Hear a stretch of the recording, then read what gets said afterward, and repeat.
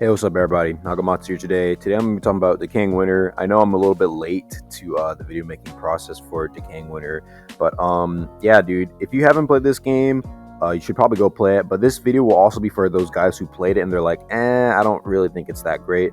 I'm telling you why you guys should give it a second chance if you're one of those people. So Decaying Winter, it's a pretty difficult wave defense type game, pretty much. Now, essentially, you're not really defending anything. Like, you know how some wave defense games like, oh, defend the gate, defend the castle. Essentially, you're just trying to survive the waves or survive the night. You're just trying to not die. You can play up to like with 5 people, so that means you and like 4 others. So yeah, 5 people in total, and you're basically just trying to survive the night. Before the night begins, you can go out and loot stuff. So it's randomly generated loot, by the way. It's not going to be the same thing every time. It's also randomly generated like enemies where they spawn and shit. And there's also randomly generated like booby traps, crafting tables, etc. Some things are in the same location, it's the same map, but everything else is pretty much randomly generated, so you're going to get a different experience pretty much every time. Now, for a lot of people, I can see why when they first join the game, they're like, yo, what am I doing? Like, this is too hard, I'm just getting marked. Basically, essentially, you just want to go out and loot, try and get the best items, and come back before the storm arrives. There's a lot of different things you can unlock in the game. Like, well, first off, when you hit level 5, which is pretty easy to unlock, you get all these new perks. Perks are basically like classes, essentially. You get some unique pros, some unique cons, and a unique ability as well.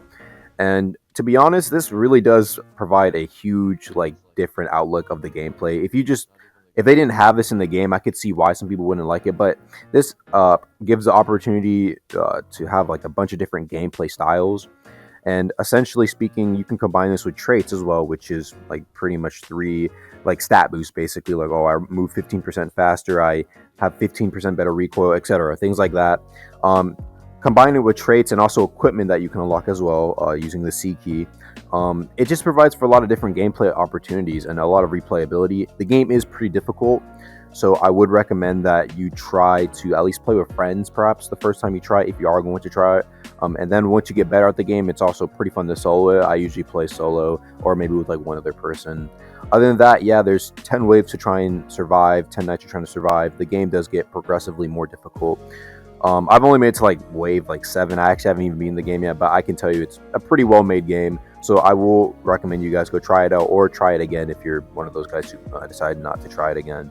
That's all I have to say for this video, guys. Go play it. Bye.